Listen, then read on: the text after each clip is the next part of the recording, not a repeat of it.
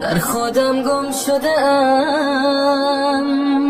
آه بگو راه کجاست، خسته ام از شب پر ابر. بگو ماه کجاست، در پی دوست به کوی دگران میگردم.